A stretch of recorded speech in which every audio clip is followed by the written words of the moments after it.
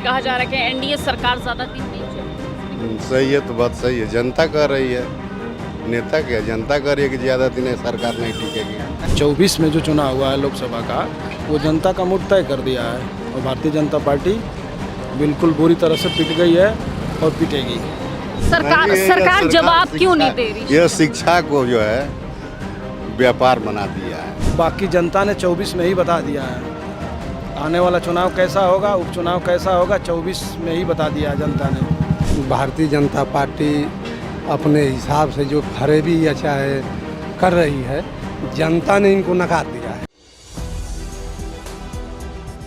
नमस्कार, मैं हयात अब्बास और आप देख रहे हैं 4 PM न्यूज़ नेटवर्क। लोकसभा चुनाव के बाद अब उपचुनाव होने हैं, विधानसभा के उपचुनाव हैं, 10 सीटों पे ये चुनाव होने हैं। अब किसकी जीत होगी, कौन मारेगा बाजी, क्योंकि जिस तरह से 40 से 43 सीटें इंडिया गठबंधन को मिली थी, आखिर अब किसकी जीत होगी लोगों से जान लेते हैं। कैसे देख रहे हैं उपचुनाव में 10 सीटों पर? उपचुनाव, सारे उपचुनाव विधानसभा की समाजवादी पार्टी जीतने जा रही है। समाजवादी पार्टी एकदम। लेकिन जनता ने बता दिया है, लोकसभा के ही चुनाव में जनता ने बता दिया है और उस उपचुनाव भी समाजवादी पार्टी जीतेगी, सारी की सारी सीटें। लेकिन अभी भारतीय जनता पार्टी के जो है इरादे बिल्कुल वैसे ही दिख रहे हैं, अभी भी वो दावा कर रहे हैं। वो बेशर्म लोग हैं, कुछ भी कह सकते हैं। कैसे 400 पार करने लगे। आज भी अगर सही से गणना लोकसभा में हो गई होती तो 52 सीट जो है इंडिया गठबंधन की होती। 7-8 सीटें जो है अधिकारियों ने ज़बरदस्ती चुनाव हरवा दिया है। तो इस चुनाव को लेकर क्या कुछ तैयारी रहेगी समाजवादी पार्टी तैयारी की? कर रही है समाजवादी पार्टी। जिसको चुनाव लड़ना है वो तैयार है। हर जगह कार्यकर्ता है उनका लड़ने के लिए चुनाव। इस बार देख रहे हैं जनता ने चुनाव लड़ा, कार्यकर्ता तो चुनाव लड़ा ही, इंडिया गठबंधन का जनता ने चुनाव लड़ा। अभी वहाँ पर भी अगर मैं एनडीए गठबंधन की बात करूँ, जो स्पीकर पद को लेकर एक बात सामने निकल कर आ रही है कि स्पीकर पद को लेकर तमाम वो बहुत बड़ा मुद्दा है। ये हमारे राष्ट्रीय नेता इस पर बहस करेंगे या बात करेंगे। अच्छा, आप लोग नहीं करेंगे? कार्यकर्ता हैं।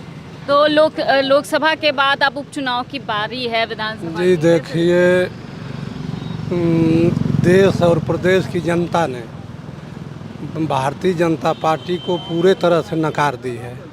जो भी चुनाव होने जा रहा है उसमें इंडिया गठबंधन के लोग अधिक से अधिक मात्रा में जीतेंगे, चुनाव जीतेंगे। जो इन लोगों का मुद्दा है, चाहे ये ले लीजिए कि भारतीय जनता पार्टी अपने हिसाब से जो फरेबी या चाहे कर रही है, जनता ने इनको नकार दिया है। एनडीए सरकार को जनता ने पूरी तरह से खारिज कर दिया है। लेकिन अब देखिए, उपचुनाव होने जा रहा है। हम लोगों को पूर्ण विश्वास है कि समाजवादी पार्टी हर सीट पर चुनाव अधिक मतों से जीतेगी। अच्छा, अयोध्या की अगर सीट की बात करूं तो भारतीय जनता पार्टी के जो सपोर्टर है लगातार वो इस बात को कह रहे हैं कि हमने जानबूझ करके जीत लेने दी वो अयोध्या सीट। नहीं, ये गलत बात है। वहाँ के जो महंत हैं, चाहे भारतीय जनता पार्टी के लोग हैं, जनता को वहाँ के गाली दे रहे हैं। ये कोई अच्छी बात तो है नहीं। जनता ने जिसको चुना वो सही चुना। इसमें भारतीय जनता पार्टी ये थोड़े है कि जानकर हार गई, चाहे उन लोगों को पूरे देश की जनता ने नकार दिया है। अब वो लोग जुमलेबाजी कर रहे हैं केवल। अच्छा, कहा भी ये भी जा रहा है कि विपक्ष भी खामोश है इस पे। खैर, कहा जा रहा है कि एनडीए सरकार ज़्यादा दिन नहीं चलेगी। सही है, तो बात सही है। जनता कह रही है, नेता क्या, जनता कह रही है कि ज़्यादा दिन सरकार नहीं टिकेगी। जनता कह रही है कि बीजेपी है, हार गई है। विधानसभा आने वाले भी सपा का सरकार बनेगी, समाजवादी पार्टी। क्या कहना है आपका, कैसे देख रहे हैं उपचुनाव को? क्योंकि अब लोकसभा तो ख़त्म हो गया है, फिलहाल वहाँ पे अभी एक सियासी पारा चढ़ा हुआ है, लेकिन अब उपचुनाव है, कैसे देख रहे हैं? उपचुनाव में अभी आपने देखा है कि जो है कि लोकसभा में अभी इनको जो है बीजेपी वालों का घमंड तोड़ा है माननीय अखिलेश राष्ट्रीय अध्यक्ष हमारे अखिलेश यादव जी ने। और इनको बहुत बड़ा 400 का घमंड था और ये जयकारा लगाते लगाते हमारे माननीय अवधेश प्रसाद रावत जी ने जो है अयोध्या का बहुत बड़ा सीट जीते।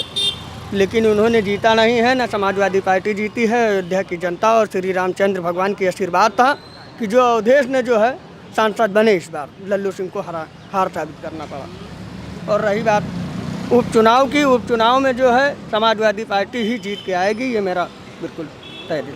अच्छा, 27 को लेके क्या है, क्योंकि लगातार भारतीय जनता पार्टी 27 की भी दावे कर रही है, तो कैसे देख रहे हैं 27? क्या इंडिया गठबंधन एक होकर ही लड़ेगा? 24 से ही जनता का मूड तय कर दिया है। 24 से ही जनता का मूड तय कर दिया है कि 27 क्या होगा, वो सभी लोग जानते हैं, बताने की ज़रूरत नहीं है।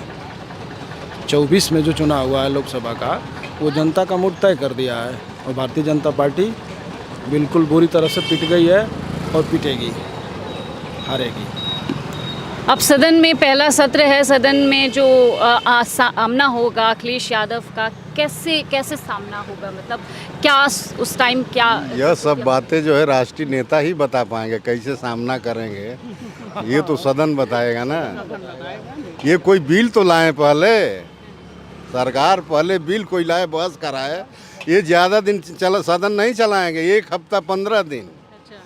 अगर 1 महीना तक चला दें सदन तो सदन छोड़ करके भाग जाएंगे लोग। सदन में राहुल गांधी और अखिलेश यादव दोनों रहेंगे। और राहुल गांधी की मैं बात करूं, उत्तर प्रदेश उन्होंने छोड़ के ना जाने का फैसला किया। हाँ, सही किया है, उनका स्वागत है कि ऐसे लोग जो है प्रदेश में ही रहें, प्रदेश की जनता की समस्या को लोकसभा में उठाएं।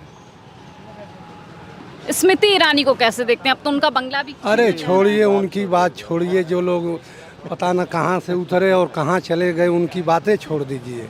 वो भैंस और पाड़े की बात करते हैं लोग। उन नेता तो हैं नहीं, कहीं से उठा कर ला कर और वहाँ सपोर्ट कर दीजिए, नेता हो गई। कभी चूड़ी दिखाती थी, अब उनकी चूड़ी नहीं दिखाई दे रही है कि सदन कैसे चल रहा है, क्या पास हो रहा है, नहीं पास हो रहा है। नीट का पेपर मतलब देखिए, वो छात्र लोग कितना संघर्ष कर रहे हैं, सरकार उस पर कुछ जवाबें नहीं दे रही। सरकार जवाब क्यों नहीं दे रही? यह शिक्षा को जो है व्यापार बना दिया है। कहीं शिक्षा आपको दिखाई दे रहा है? जो भी परीक्षा होने जा रही है तो पेपर लीक। आज तक हिंदुस्तान में नीट की परीक्षा कभी लीक नहीं हुई थी। ये पहली सरकार है, 70 बरस के बाद ये पहली सरकार है।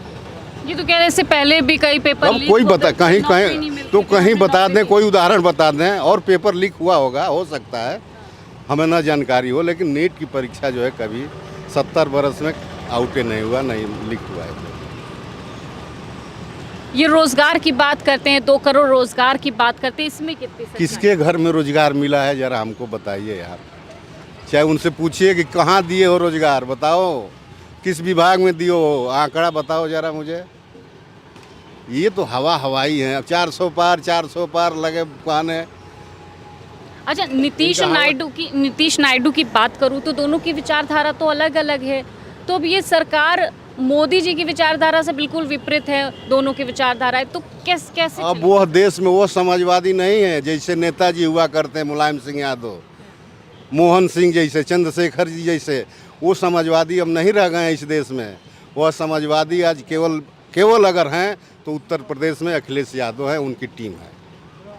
तो उनकी टीम ने क्या कुछ तैयारियां कर रखी हैं उपचुनाव को लेकर? उपचुनाव को लेकर के बस आपको सीधा बता दिया गया है कि राष्ट्रीय अध्यक्ष जी का जो निर्णय होगा वो उनके साथ हम लोग हैं। बाकी जनता ने 24 में ही बता दिया है।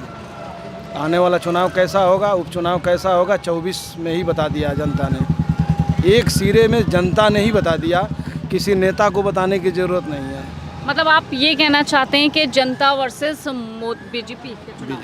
जी, यस, एकदम सही है, वही है, जनता वही है। जनता लड़ रही चुनाव, विधानसभा का चुनाव जनता ही लड़ेगी उत्तर प्रदेश में।